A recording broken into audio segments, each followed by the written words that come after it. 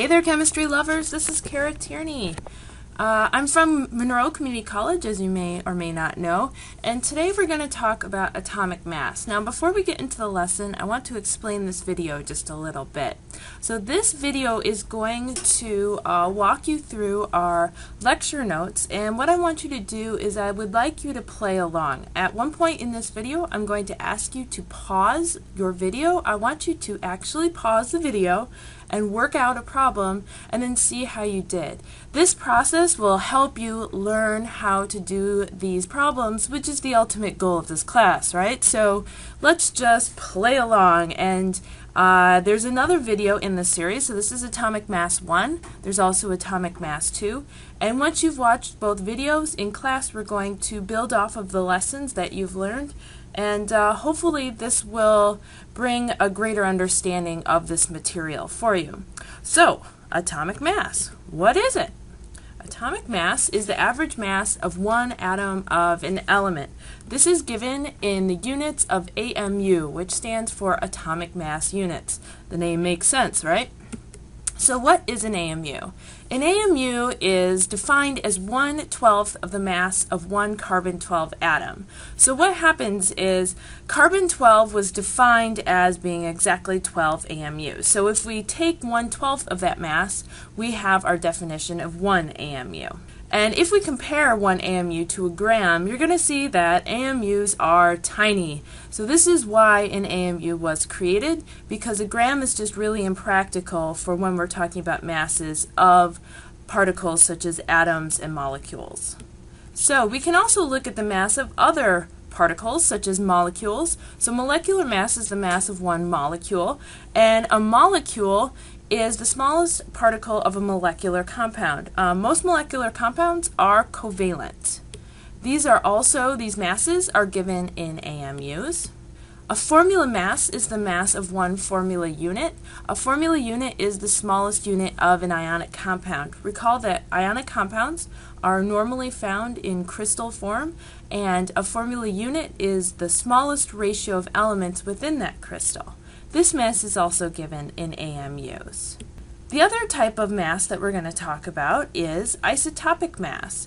So an isotopic mass is the mass of one atom of a particular isotope of an element.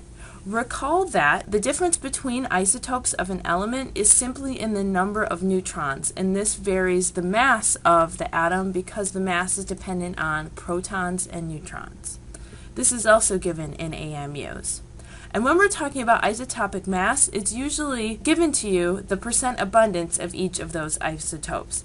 Percent abundance is basically just the percentage of atoms of an element that exist as that particular isotope. It can also be given as a fractional abundance, which is just your percentage divided by 100. So I'm sure you've seen this before, where we write a percentage as a decimal. So like 75%, we divide it by 100, it gives us 0.75. And we're going to be using the isotopic mass and the fractional abundance to help us calculate average atomic mass.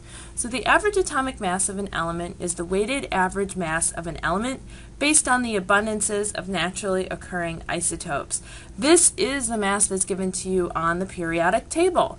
So when we calculate atomic mass, this is our equation that we use, which is atomic mass is equal to, and then hey, what's this symbol? This symbol, if you recall, that means the sum of fractional abundance. Remember, that's not as a percentage, it's as a fraction, so it's a number 1 or lower, times the isotopic mass. And so you're going to have a term for each isotope that exists within that element. So now we're going to use this equation in problem example 5. So our example says, find the average atomic mass of carbon given the following isotope percent abundances. So you need to be able to give this answer to the correct number of significant figures as well as with the correct unit. So I want you to give this a try. Remember that significant figures are very important. It is important to me, therefore it is important to you, whether we're in class or on a video. So if you think that you can do this problem, what I want you to do is, I want you to start this problem, and I want you to pause the video now. do it. Actually pause the video and work out this problem and get as far as you can. Now if you get stuck or if you think you get the answer, then you can hit play and continue on. So please pause the video now.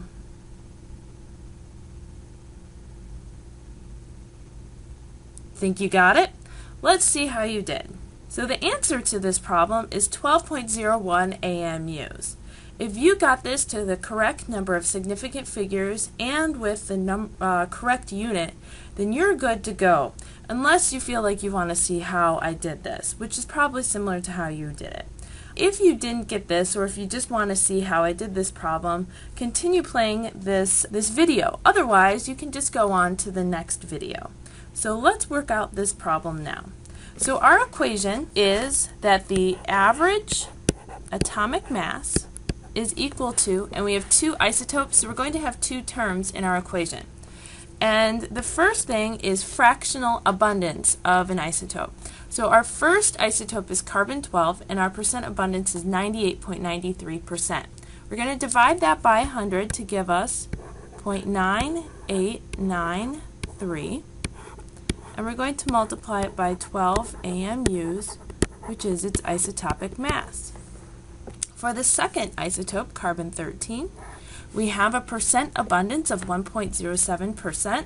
Divide that by 100, and we get 0.0107 times 13.00335 AMUs. Don't forget those units. Now, here is where a lot of students are going to mess up their significant figures. Don't just plow through this thing and type the whole thing out into your calculator. Your calculator does not know significant figures. Instead, we need to break this down because we have two different rules for significant figures here. We have multiplication and we have addition. So, we're going to multiply the 0.9893 times 12 AMUs, and we're going to apply the rule of multiplication, which is the smallest number of significant figures is going to be what we get for our answer. Now, the 0.9893 has 4 significant figures, and 12 AMU does not have 2 significant figures. It has infinite because it's an exact number. I know that's tricky, so make a note of it. It has infinite sig figs because it is an exact number. So when we multiply these two together, you're going to get 11.87 AMU. Now I didn't point this out before and I want to make a note of it. The 0.9893 does not have a unit. Percent abundance does not have a unit. So when we multiply something without a unit by something with a unit, the unit just stays the same. So we have 11.87 AMU plus. Now this next one, we're going to need 3 significant figures because in this number right here, see that 0? That does not count towards your significant figures. It is a leading 0. So we only need 3 significant figures, and so this is 0.139 AMU. Now, in order to apply a rule for significant figures in addition, we're going to add these up vertically. Now, I know you're saying to yourself, I have to do it vertically. Yes, you have to do it vertically. So write it down vertically. All right, so we add them, carry the 1. Okay. Carry the 1. And you get 12.009. Now, in order to apply our rule, 11.87 cuts off first, so we're going to cut off our answer at that point.